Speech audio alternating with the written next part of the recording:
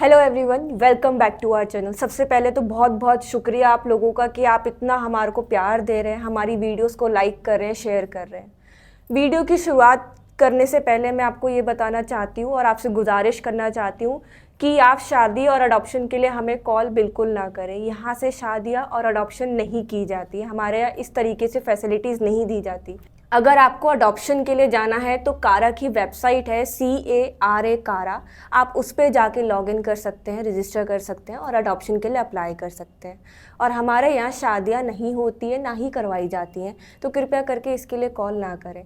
अगर आपको कॉल करनी है तो आप किसी ज़रूरतमंद को रखवाने के लिए कॉल कर सकते हैं, अपना बर्थडे या एनिवर्सरी सेलिब्रेट करने के लिए यहाँ कॉल कर सकते हैं, या फिर आप इधर विज़िट करना चाहते हैं तो आप उसके लिए कॉल कर सकते हैं। तो आज की शुरुआत हम करते हैं। आपका नाम? जी, मेरा नाम ज्योति है, मैं शादरा से हूँ। तो आज हमारे साथ ज्योति हैं जो कि शादरा से हैं। तो आइए इनसे जानते हैं कि ऐसा क्या हुआ इनकी लाइफ में कि इन्हें अपना घर और परिवार छोड़कर मायका में आके रहना पड़ा। नमस्ते मैडम। नमस्ते।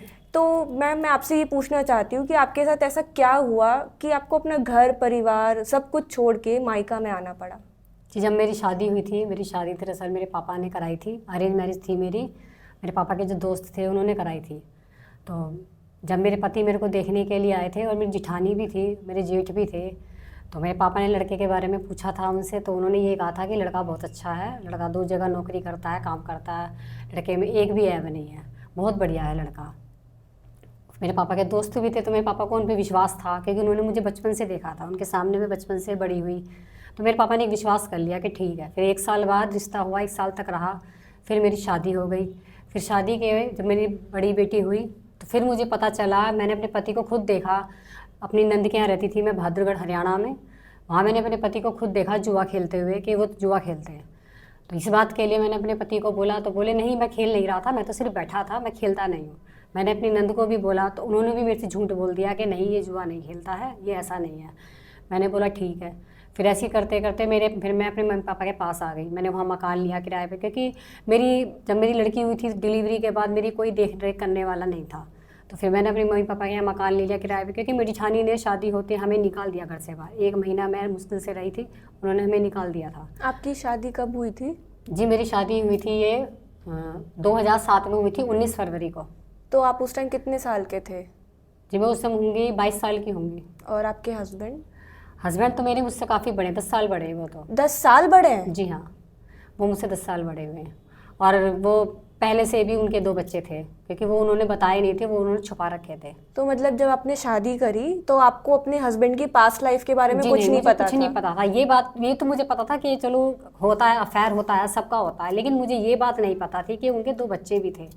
ये बात मुझे बाद में पता चली जब मेरी शादी हो गई, मैं अपनी नंद के यहाँ गई, तो उन्होंने मुझे फिर खुद ही बताया कि भाई प्रमोद के तो 2 बच्चे भी हैं।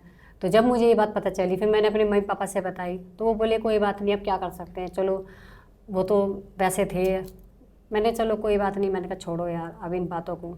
तो आपने कभी इस चीज़ के ऊपर नहीं सोचा कि आपसे 10 साल बड़े हैं, आपके माता पिता ने कुछ नहीं सोचा कि आप 22 का और आपके पति नहीं, 32 साल के? मेरे पापा ने ये सोचा कि लड़के के माँ बाप भी नहीं है, भैया भाभी हैं, लड़के में ऐब भी नहीं है। तो सोचा कि चलो लड़का ठीक है, और क्या चाहिए, लड़के में ऐब तो नहीं है। लेकिन ये तो मुझे बाद में पता चला धीरे धीरे कि लड़के में कितने ऐब हैं। तो शादी से पहले कोई जांच पड़ताल नहीं कुछ की भी गई नहीं थी? करी थी। सिर्फ एक दोस्त थे बस पापा के? उनसे विश्वास कर लिया मेरे पापा ने। मैंने उनसे बोला भी था, मैंने कहा पापा तुमने 1 साल तक रिश्ता रखा, कम से कम जाते तो सही, उनके मोहल्ले में जाते, पता तो करते सबसे रिश्तेदारी में कि भाई ये कैसे हैं। तो बोले मैंने तो बस ये सोचा था कि लड़की है, उसकी जेठानी है जो मेरी, वो बोल रही थी कि लड़का बहुत अच्छा है, और उनकी मम्मी भी बोल रही थी कि लड़का बहुत अच्छा है, बहुत बढ़िया है लड़का। तो कह रहे मैंने तो यही विश्वास करके शादी करी थी, मुझे क्या पता था कि लड़का ऐसा निकलेगा। तो फिर जब आपको उनके जुए के बारे में पता चला और आपने रोकने की भी कोशिश की बहुत होगी? कोशिश करी मैंने रोकने। फिर उन्होंने धीरे धीरे, फिर मैं अपनी मम्मी पापा के यहाँ आ गई, फिर उन्होंने धीरे धीरे फिर वही काम करना चालू कर दिया। मेरे से बोलते थे मैं शादरा नौकरी कर रहा हूँ, लंच बना के मैं उनको देती थी, खाना बना के सुबह सुबह ले जाते थे, वो तो अपनी भाभी को दे देते थे बच्चों को, और खुद जाके पार्क में बैठ जाते थे, वहाँ पूरा दिन जुआ खेलते थे, रात को आते थे। वो ये दिखाते थे कि जब मैं जॉब पे से आया हूँ मेरे को तो ये लगता था कि जॉब कर रहे हैं। उन्होंने कभी मुझे बताया ही नहीं इस बारे में, उन्होंने बहुत वो तंग करा मुझे। फिर धीरे धीरे उन्होंने जो की है सारी चीज़ जेवर सब निकाल के ले जाने लगे। बहादुरगढ़ हरियाणा में वो पीर कठिया था उनका, वो पीर पे काम करते थे। वहाँ भी उन्होंने बहुत कर्जा कर लिया, 1-1.5 लाख का कर्जा वहाँ भी कर लिया उन्होंने। वो भी सारा काम उन्होंने वहाँ भी छोड़ दिया, वो भी ख़त्म कर दिया। मैंने उन्हें बहुत समझाया, बहुत कहा, लेकिन उन्होंने मेरी एक नहीं सुनी। मेरे मम्मी पापा से मैंने बोला, वो बोले कि कोई बात नहीं, रोटी तो दे ही रहा है और क्या चाहिए, अब इसको छोड़ेगी तो फिर और दूसरा पता नहीं कैसा मिलेगा। तो आपके जो पति के जो भैया भाभी थे उन्होंने कभी उन चीज़ों उनसे को भी मैंने उनसे भी बहुत कही, उनसे भी बहुत रो के बहुत कही, उनसे भी बहुत बुलाया उन्हें भी, पर उन्होंने भी यही कह दिया कि भाई नहीं। मेरे पापा खुद गए थे उनके घर, जिस दिन मेरे पापा को पता चला था रात को मेरे पापा शादरा गए, जिन्होंने शादी कराई उनको भी लेके गए मेरे पापा ने। उनसे कहा भी थे तुमने मेरी लड़की के साथ धोखा कराया, अच्छा नहीं करा, लेकिन इस समय मेरी लड़की हो चुकी थी। मेरे पापा ने ये कहा कि बेटा एक बात बता, अब तू इसको कहीं और दूसरी जगह पे इसको लेके जाएगी, पता नहीं दूसरा कैसा बाप मिलेगा, अच्छा मिले ना मिले, कम से कम ये इसका अपना बाप तो है, ये थोड़ी शर्म तो करेगा। तो मैंने यही सोच के अपनी लड़की की ज़िंदगी मैंने यही सोच के काट दी। मैंने कहा चलो कोई बात नहीं, मेरी किस्मत में यही लिखा था। तो आपकी शादी को कितने साल हो गए? मेरी शादी को 18 साल हो गए। तो 18 साल शादी को हो गए, मगर उस 18 साल के बाद आपको वो पॉइंट कहाँ आया कि आपने ये सोचा कि अब नहीं, मुझे घर छोड़ के अब आना है? नहीं, जब मैं 18 साल हो गए उसके बाद फिर मैं जगह जगह ऐसी किराए पर रहती रही, मेरे पति ऐसे ही खिलते रहे, वो नहीं पा जाए। फिर मेरे पापा ने शादरा में, मेरा मकान है, मकान मेरे पापा ने बनाया कि चलो मेरी बेटी जगह जगह किराए पर रह रही। किराया नहीं देते थे तो बहुत तंग करते थे, ना बिजली का बिल देना ना किराया देना, मकान मालिक बहुत बोलते थे। मैंने अपने पापा से बोल के मकान बनवा लिया, मकान बना लिया, मकान बना के मैं रहने लगी। तो वो अपने भैया भाभी के इतने फेवर में आ गए, इतने बहुत ज़्यादा, कि वो मुझे रात दिन तंग करने लग गए, मार पिटाई करनी। उन्होंने मुझे मारा भी। मैंने फर्श बाज़ार है थाना हमारे यहाँ, मैंने वहाँ कंप्लेंट भी डाली थी उनके पास। तो मैंने जुए की भी बहुत कंप्लेंट डाली। उन्होंने मेरे से इतनी बात बोली थी कि देखो हम इसको बंद तो कर लेंगे, लेकिन ये जुआ खेलता है, कितने दिन बंद कर लेंगे, ज़्यादा 4 दिन रख लेंगे हम इसको, इससे ज़्यादा हमें अलाउड नहीं है, और वैसे भी छूट ही जाएगा। तो जब आपने अपने मार पिटाई की जो कंप्लेंट लिखवाई, वो तो डोमेस्टिक वायलेंस का केस बनता है। हाँ, वो भी मैंने डाली थी उनके पास। तो उसमें आपके पति को अंदर नहीं कराया? नहीं, क्योंकि मैं अपने घर चली गई थी अपने बच्चे अपने पति के पास छोड़ के। तो मेरे पापा ने बोला कि अगर मैं उसे बंद कराता हूँ तो ये उसे मारेंगे पीटेंगे, फिर बच्चे कहाँ जाएंगे, फिर बच्चे भूखे मरेंगे, बच्चों को कौन रोटी देगा, क्योंकि सास तो मेरी है नहीं, ना ससुर है, मेरी जिठानी है मेरी, वो खुद नहीं देखती, उनके खुद के अपने 5 बच्चे हैं। तो बोली देख ले सोच ले। मैंने बोला चलो कोई बात नहीं, अब मेरे बच्चे हैं, बच्चों के लिए बहुत कुछ करना पड़ता है। मैंने कहा रहने दो। 2 बार उसने मुझे बहुत मारा, बहुत बुरी तरीके से मारा। फिर मैं धीरे धीरे शादरा में जब मैं रहती थी, इतना मुझे टॉर्चर करने लग गया। वो रात इतनी गंदी रात भर गाली बकना, माँ की, बहन की, सब की तरह की गाली बकता था, सब तरह की। क्योंकि मेरे जेठ भी वो भी ऐसे ही, वो भी दारू पीते हैं, वो भी अपनी बीवी के साथ गाली गलौज करते हैं। तो वो आदत मेरे पति को पड़ गई। जब तक वो किराए पे रहे, जब तक तो वो सही रहते थे, क्योंकि उन्हें पता था कि मेरा मकान खाली हो जाएगा और मैं बदतमीजी करूँगा। घर मैंने इसलिए बनाया था कि मैं चलो शांति से मैं रहूँगी, बेटी मेरी बड़ी होती आ रही। लेकिन वो तो मुझे उतना टॉर्चर करने लगे, उतना तंग करने लग गए, बहुत ही ज़्यादा। ऐसे करते करते मैं डिप्रेशन की मरीज बन गई। मैं इतनी परेशान। कोरोना में उन्होंने मुझे 5,000 रुपये लिए के पीछे उन्होंने मुझे घर से निकाल दिया। मैं अपने 3 बच्चे लेके ना साहिबाबाद तक पैदल गई हूँ, और पैदल आती थी। लोग मुझे देखते थे ना, उन्हें तरस आता था। वो कहते थे कि लाओ आज, मेरे से किराया भी नहीं लेते थे। वो कहते थे बेटा आज हमारे ऑटो में बैठ जा। कितनी बार उन्होंने मुझे छोड़ा है, इतनी मैं परेशान, सिर्फ 5,000 रुपये के पीछे। मेरी जिठानी ने बोला कि इसको बोल के अपने 5,000 रुपये के पीछे ये अपने हाँ भरेगी, और अगर नहीं मिलेंगे, तू नहीं देगा तो मैं इसके बाप से जाके लाऊंगी। कितनी बार मैं बाज़ारों में जा के बैठ गई। पुलिस वालों ने कितनी बार कहा कि बेटा यहाँ क्यों बैठो। मैंने कहा अंकल जी ऐसे बात है। कहने लगे कोई बात नहीं बेटा, आप घर जाओ, हम आपके पति से बात करते हैं, वो समझाते हैं। लेकिन मेरे पति नहीं माना। उन्होंने एक दिन वो घर में नहीं रुके। कोरोना में उन्होंने खूब जुआ खेला। मैंने उनसे ये बात पूछी, मैंने कहा एक बात बताओ, आपके पास कोरोना में जुआ खेलने के लिए तो पैसे हैं, वो बच्चों को रोटी देने के लिए पैसे नहीं है। मैं स्कूलों में जाती थी, स्कूलों में मैंने बात करी पुलिस वाले से। मैंने बोला सर ऐसे मेरे घर में दिक्कत है खाने पीने की। वो बोले कोई बात नहीं, आप स्कूल में आना, स्कूल में खाना बन रहा है, आप यहाँ से ले लेके जाना। मैं सुबह शाम जाती थी, बर्तन ले लेके वहाँ लाइन में लगती थी, अपने बच्चों के लिए खाना लाती थी। तो मेरा हस्बैंड कहता था कि लाइन में लग के खाना लाती है, मेरी बेइज्जती करा रखी है। बताओ मैंने क्या बुरा करा। सुबह शाम में अपने बच्चों का पेट भरती थी, ला के अपना भी भरती थी, उसका भी भरती थी, बल्कि मैं तो उसे भी खिलाती थी। फिर भी मेरी जिठानी ने ऐसी आग लगा दी कि उसको 5,000 रुपये के लिए इतना भड़का दिया कि उसने मेरा जीना भारी कर दिया। उसके बाद फिर मैं धीरे धीरे करके फिर मैं अपने घर आई। कितनी बार, फिर एक बार उसने मुझे रात को इतना तंग करा, इतना तंग करा, मैं पूरी रात गली में बैठी रही। पूरी रात मैंने अपने पूरे दिन निकाल दिया मैंने गली में बैठे बैठे अपने ससुराल में। मैं अपने बच्चे लेके वहीं पूरी रात बैठी रही। सिर्फ मेरे पति ने 5,000 रुपये के पीछे मुझे इतना परेशान करा, बहुत ज़्यादा परेशान करा। फिर मैं अपनी मम्मी के घर, मैं काफ़ी फिर बीमार हो गई। कोरोना के बाद मैं बहुत बीमार हो गई। जब मैं बहुत बीमार हो गई, मैं अपने मम्मी पापा के घर गई तो मेरे में खून की बहुत कमी होगी, 6 पॉइंट खून रह गया। मैं बहुत ज़्यादा हालत ख़राब हो गई मेरी। मेरे पापा ने उसी टाइम मुझे फटाफट प्राइवेट अस्पताल में भर्ती कराया। मेरे पति को फ़ोन भी करा, आए, उनसे आधार कार्ड मंगवाना था क्योंकि वो मुझे ले नहीं रहे थे उस टाइम, कोरोना चल रहा था। तो वो दे के और रात सुबह को ही चले गए और कह रहे कि ऐसा है मेरे को दोबारा कॉल मत करिए ना, मैं आने का। मैंने कहा कोई बात नहीं। मैंने कहा ऐसी कोई बात नहीं। मैं 10 दिन तक अस्पताल में रही। मेरे मम्मी पापा ने पैसा लगाया, कोई नहीं आया मुझे देखने मेरे ससुराल का, ना मेरी जिठानी आई ना नंद आई। मैं अपनी नंदों से खूब कहती हूँ कि दीदी जुआ खेलते, कहती हूँ कोई बात नहीं, खेलने तो खेलता है, तो अपने कमा रहा है, अपने पैसे का खेल रहा है, क्या हो गया। अपनी नंदों से भी गई, मेरी जिठानी खुद नीचे रहती है, मैंने उनसे भी गई। मैंने कहा दीदी जब तुम्हें पता था कि ये जुआ खेलता है, ये आदमी ऐसा, तो तुमने मेरी ज़िंदगी क्यों ख़राब कराई दूसरे की बेटी की। अब मैं इन बच्चे लेके कहाँ जाऊँ, एक बात बताओ है। तुमने तो अपनी शादी तो लव मैरिज कर ली, अपनी पसंद से करी, मेरी तुमने ऐसे कराई। मेरे पापा कितना बोलते हैं कि उसने अच्छा नहीं करा मेरी बेटी के साथ। तो कहती हैं कि मुझे नहीं पता था। मैंने कहा ऐसा हो ही नहीं सकता, तुम एक ही कमरे में रहते थे और ऐसा हो सकता है कि तुम्हें ना पता हो। तुमने, मैंने कहा मेरे साथ इतना धोखा करवाया, मैंने कहा तुमने अच्छा नहीं करा मेरे साथ। तो कहती कोई बात नहीं। अब मेरे पापा भी यही कहते कब तक लड़ेगी बेटा, एक बात बता, सोच ले रही किस्मत ख़राब है। मैंने ये सोच के अपनी आधी ज़िंदगी मैंने ऐसी काट दी। लेकिन अब मैं जो बहुत, फिर मैं ये बात से दवाइयाँ खाने लग गई। मैं ये बात से दवाइयाँ खाती हूँ डिप्रेशन की। सोने नहीं देगा मुझे, रात रात हर गाली बकेगा, सोने नहीं देगा, सोती सोती को मुझे उठा देगा, खड़ी हो जा, सोने नहीं देगा। ऐसा क्यों करते थे? इतनी इतनी गाली बकेगा मुझे बहुत। दारू पी के, कभी तो दारू पी के आ जाएगा, कभी बिना पिए खूब गाली बकेगा। बदतमीज बहुत ज़्यादा है मेरा पति। वो ये नहीं देखता कि मेरे बच्चे बड़े हो रहे हैं, मेरी बेटी बड़ी है, उसको ये नहीं है, उसको ये सब चीज़ नहीं दिखती। तो उस बात के लिए एक बात, तो मैं कैसे किसी बात के लिए गई हो जाऊँ। मेरे बच्चे भी तो हैं, मुझे सब कुछ देखना। मैं ऐसे घर की नहीं हूँ जैसा मेरे पति का, मेरे ससुराल का जो हिसाब किताब है, मैं ऐसे घर की नहीं हूँ। इसीलिए जो मेरे घर में लड़ाई होती है, मैंने कहा कोई बात नहीं, नहीं सोने देंगे रात रात भर, ना खुद सोएंगे ना मुझे सोने देंगे। मेरे बच्चे भी खुद देखते हैं कि हाँ हमारे पापा नहीं सोने देते रात को हमारी मम्मी को। मेरे बच्चे कितनी बार बोलते हैं कि पापा मम्मी को सोने दो, तंग मत करो। नहीं, मार पिटाई गाली गलो दिन निकाल देगा अगला। इतनी गंदी गंदी गाली बकेगा, बहुत गंदी गंदी गाली बकता वो। हर चीज़ से परेशान हो गई। जब मैं आपके परेशान होगी ना, मैं कितनी बार 4 महीने गई रही अपनी मम्मी पापा के घर, 2 महीने रही, 18 साल अपनी ज़िंदगी के मैंने ऐसी काट दी अपने पापा के घर रह के। जा रही हूँ आ रही हूँ, कभी चली जाती हूँ, कभी वापस आ जाती हूँ। अगर आ जाऊँगी तो कहेगा क्यों यहाँ क्यों आई, यहाँ क्यों आई, भगा दिया तेरे पापा ने, अब यहाँ क्यों आई, क्यों। मैंने कहा मेरा घर नहीं है, मैंने अपने पापा से कह के मकान बनाया, अपने लिए बनाया, मैं आ भी नहीं सकती, मैं यहाँ रह भी नहीं सकती। नहीं, यहाँ नहीं आएगी, कहीं भी जा। मैं उससे यही बात कहती हूँ, मैंने कहा मैं क्यों जाऊँ यहाँ से, नहीं यहाँ नहीं आएगी, यहाँ नहीं आएगी बस।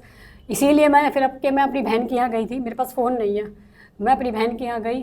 तो जब मैं अपनी बहन के यहाँ गई तो मैंने अपनी बहन से बात करी। मैंने कहा बहन मैं बहुत परेशान हो गई, क्योंकि मुझे यहाँ भी नहीं रहने देता, मम्मी पापा के घर रहूँगी तो वहाँ गाली गलौज करता है, वहाँ आता गंदी गंदी गाली बकता है, बहन को गंदी गंदी गाली बकता है। उसके पड़ोसी देखते कहती है बहन मेरी बहुत बेइज्जती होती है करी। तो मैंने इसलिए अपनी बहन से बोला, मैंने कहा बहन, मैंने कहा मुझे अपना फ़ोन दिखा। मैंने सुना दुनिया में ऐसा एक अनाथ आश्रम होते हैं, अनाथ आश्रम भी होते हैं, NGO भी होते हैं। मैंने कहा मैं वहाँ जाना चाहती हूँ। मैं अपने पति से बहुत परेशान हूँ। कोई बात नहीं, घर भी वही रख ले, सब कुछ रख ले, मुझे कुछ नहीं चाहिए उससे। मैं बहुत परेशान हो गई, मैं इतनी डिप्रेशन की मरीज़ बन गई ना मेरी। मैं हर महीने एक महीना ऐसा नहीं होता जिस टाइम मेरी हालत ख़राब नहीं होती, मेरी बहुत बुरी हालत हो जाती है। मेरे इतने कागज़ बने हुए जो GTB अस्पताल के, मैं बहुत बीमार रहने लगी बहुत ज़्यादा। तो कहने लगी ठीक है, कहने लगी चल तू देख। मैंने उसमें देखा, तो मैंने उसे जब उसमें डाला, काफ़ी सारे देखे, फिर मैंने जो भैया का भी देखा, स्वीट होम का देखा मैंने उसमें। मैंने 1 बार देखा, 2 बार देखा, मैंने कई बार देखा। फिर मैंने पापा को भी दिखाया, मैंने कहा पापा, मैंने कहा भैया का मैंने वीडियो देखा है, मैंने कहा मुझे बहुत अच्छा लगा भैया का वीडियो। कहने लगे अच्छा। मैंने कहा वहाँ हर चीज़ की सुविधा है। तो मैंने कहा बच्चों की, मेरी बहन बोली देख ले। मैंने कहा मैंने कहा फिर मैंने बच्चों के लिए भी देखा, बच्चे भी थे। मैंने कहा मैं अपने बच्चे नहीं छोड़ सकती, यही सारी बात है कि मैं अपने बच्चे नहीं छोड़ सकती। बच्चे छोड़ने होते तो आज से 18 साल पहले बेटी छोड़ दी होती। मैंने कहा बच्चे ही नहीं छोड़ने बस। कह लेंगे ठीक है। मैंने सब कुछ देखा, मैंने अपनी मम्मी को भी दिखाया। मेरी बहन बोली देख ले बहन, आज का ज़माना बहुत ख़राब है, तो बेटी लेके जा रही है साथ में। मैंने कहा कोई बात नहीं। मैंने अच्छी तरीके से सब कुछ देखा, फिर देख के मैंने बात करी मैंने दीदी से बात करी, यहाँ पे मैंने फ़ोन मिलाया, मैंने बात करी तो उन्होंने बताया था फिर क्या आप कभी भी आ सकते हो, कभी भी आकर आप हमारा आश्रम देख सकते हो। फिर मैं एक दिन आई, अपनी बेटी को लेके आई, मैंने आश्रम देखा सब कुछ। वो बोली कि हमारे यहाँ पर जगह खाली नहीं है, आप ऐसा करो वहाँ चले जाओ, नजफगढ़ चले जाओ। फिर मैं वहाँ गई, नरेला गई। फिर मैं नरेला गई तो मैंने वहाँ जाके देखा, वहाँ भी मुझे काफ़ी अच्छा लगा। सुमन दीदी मिली मुझे, सुदेश दीदी मिली, सब मिले, वहाँ भी मुझे बहुत अच्छा लगा। मैंने कहा ठीक है, मैंने वहाँ दीदी से कहते दीदी मैं आऊँगी, मैं आपको कॉल कर दूँगी जिस दिन मैं आऊँगी। फिर मैं 22 तारीख को आई थी। अब मुझे 22 तारीख को 1 महीना हो जाएगा। लेकिन जब मुझसे भैया आते हैं मिलने के लिए तो मैं भैया से ये कहती हूँ कि मुझे स्वर्ग मिल गया। मेरे मम्मी पापा मुझसे बात करते हैं, बेटी तो कैसी है, ठीक है। मैंने कहा मैं बहुत खुश हूँ, मैं इतनी खुश हूँ कि जब मैं एनजीओ में रहती हूँ ना, मैं सबको खुश रखती हूँ, मुझे इतना अच्छा लगता है। सब कहते हैं मैं बहुत हंसती हूँ, बहुत खुश हूँ। यहाँ मैं बीमार भी नहीं पड़ी, यहाँ मैं बहुत खुश हूँ, मेरे बच्चे भी बहुत खुश हैं। अब मैं जाना भी नहीं चाहती। मैंने अपने पति से बोल दिया था कि मैं वापस नहीं आऊँगी। मैंने भैया से भी बोला था कि भैया मैं वापस नहीं जाऊँगी। इसीलिए मैं आ रही हूँ कि मैं दोबारा लौट के नहीं जाना चाहती उस आदमी के पास। आए थे मेरे पति, काफ़ी ड्रामा करा था उन्होंने, बहुत करा था। तो मैंने दीदी से बोला था, दीदी ने फिर पुलिस बुलाई थी उसके लिए। अब वो दोबारा नहीं आए वहाँ पर। बहुत आए थे, उन्होंने बहुत धमकी दी, बहुत हाथ वाथ काट ली, बहुत टॉर्चर कर रहे थे मुझे। मैं जब भी अड़ गई, मैंने कहा नहीं जाना तो अब मुझे नहीं जाना, इसलिए मैं नहीं गई। अब मैं यहाँ मैं बहुत खुश हूँ। शायद इतनी खुश तो मैं अपने पियर में भी नहीं थी, क्योंकि वहाँ भी माँ बाप होते हैं, क्योंकि उन पर जोर पड़ता है, क्योंकि सब कुछ देखना पड़ता है, भैया भाभी भी है, सब चीज़ देखनी पड़ती है। लेकिन यहाँ मुझे किसी चीज़ की कोई तंगी नहीं। मेरा पति मुझे फ़ोन करके कहता है आजा, मैंने कहा नहीं, क्योंकि यहाँ जब मैं वहाँ रहती थी तो वो मेरे से कहता था अपने बाप से, क्या सिलेंडर का पैसे देगा, राशन भरवा, उससे ये करवा, यहाँ खा रही है तू तो 10 बार खाती है, ये खाती है। यहाँ मुझे कोई दिक्कत नहीं है। मैंने उनसे बोला यहाँ मुझे कोई परेशानी नहीं, कितना मर्जी खाओ, जो मर्जी करो, यहाँ मैं अपनी मर्जी के आज़ाद हूँ, जहाँ मर्जी जाओ, जहाँ मर्जी आओ, मुझे पूरी छूट है। मैं बहुत खुश हूँ यहाँ पर। तो मैं आपको एक चीज़ बताऊं, अभी इन्होंने जो बोला कि यहाँ जगह खाली नहीं है, मेरे को नरेला भेजा गया, तो मैं इस चीज़ को क्लियर करना चाहती हूँ। हमारे 2 आश्रम हैं, एक दिल्ली में जो कि नजफगढ़ में है और एक हरियाणा में जो कि नरेला में है। तो अभी के लिए हमारे जो दिल्ली वाले आश्रम हैं उसमें एडमिशन्स नहीं हो रहे हैं। तो हम जो भी नए केसेस आते हैं हम उनको नरेला शिफ्ट करते हैं, वो भी हमारा मायका ही है, हमारी सेकंड ब्रांच है। और जैसे कि इन्होंने बताया कि अविनाश भैया ने इनसे बात करी, इनको बहुत अच्छा लगा। और आपने एक पॉइंट इनका सुना होगा कि मेरे पति इधर आए थे मगर मुझे जाने का मन नहीं था तो मैं नहीं गई। हमारे पास बहुत सी ऐसी कॉल्स आती है जो महिलाएं कहती हैं कि मेरे को वापस नहीं जाना, मुझे ज़बरदस्ती मत भेजिएगा, मैं कितने टाइम तक यहाँ रह सकती हूँ, मेरे को कोई ज़बरदस्ती तो नहीं भेजेगा। तो हमारा सीधा सा ये आंसर है कि आपको कोई भी ज़बरदस्ती यहाँ से लेके नहीं जा सकता। आप आए भी खुद की मर्ज़ी से हो, आप जा भी खुद की मर्ज़ी से सकते हो। इनके हस्बैंड आए थे, इन्होंने बहुत तमाशा किया उनके हस्बैंड ने, मगर इनको नहीं जाना था ना तो ये नहीं गए। कोई रावण रूपी यहाँ की जो लक्ष्मण रेखा है ना मायका की, वो पार कर ही नहीं सकता। ये अविनाश जैन की बहनें हैं, कोई हाथ नहीं लगा सकता। आपको कोई फोर्स किया गया था जब आपके हस्बैंड आए थे कि आपको जाना ही जाना? दीदी ने मेरे को साफ मना कर दिया था, भैया ने भी बोला था कि आपको किसी ने कुछ बोला तो नहीं। मैंने कहा नहीं भैया, कह लगे बस करे आप खुश रहो, आराम से रहो। मैंने कहा भैया बस मुझे यही चाहिए, कर लगे कोई बात, करे आने दो, आता है तो करे आने दो, करे सब देखा जाएगा। मैंने कहा ठीक। मैं ये कहती हूँ कि जो हमारे पीयर में जो हमारे भाई हैं, हमारी भाभी हैं, देखो कहते हैं नंद जब दुखी होती है तो कोई साथ नहीं देता, लेकिन मैं ये कहती हूँ भैया बहुत अच्छे हैं, भैया वाकई में बहुत अच्छे हैं। भैया की इतनी सारी बहनें, भैया ने सबको अपना लिया, बाकी अपने भैया नहीं अपनाते, वो एक बार को बहनों को छोड़ देते धक्के खाने के लिए, लेकिन भैया बहुत अच्छे हैं, बहुत अच्छे हैं भैया। ऐसे भैया सबको मिलने चाहिए। तो अविनाश भैया का जो सपना है कि कोई भी बहन या बेटी ये ना बोले कि जब मुझे ज़रूरत थी तो मेरा भाई कहाँ खड़ा था, तो वही अविनाश जैन यहाँ पर सारी बहनों के लिए खड़े हैं। अगर आपको कोई भी ऐसी महिला दिखती है जो परेशान है, अपने घर से परेशान है, घर से निकाल दी गई है, तो वो अपने बच्चों के साथ यहाँ आके रह सकती हैं। आप उनको बेझिझक ये नंबर जो स्क्रीन पे आ रहे हैं, आप उनको ये नंबर्स दे सकते हैं। वो हमें सुबह के 10 बजे से शाम के 6 बजे तक के बीच में कभी भी कॉल करें, कॉल रिसीव करी जाएगी। अगर कॉल रिसीव नहीं हो पाती है बाई चांस, तो वो व्हाट्सएप पे मैसेज हमें ड्रॉप कर सकते हैं। तो इसी तरीके से आप वीडियो को इतना शेयर करिए कि जो भी ज़रूरतमंद है वो आके इधर रह सकें। और इस वीडियो को लाइक करिए, सब्सक्राइब करिए, और आपका प्यार और साथ हमारे साथ हमेशा बना रहे। नमस्कार।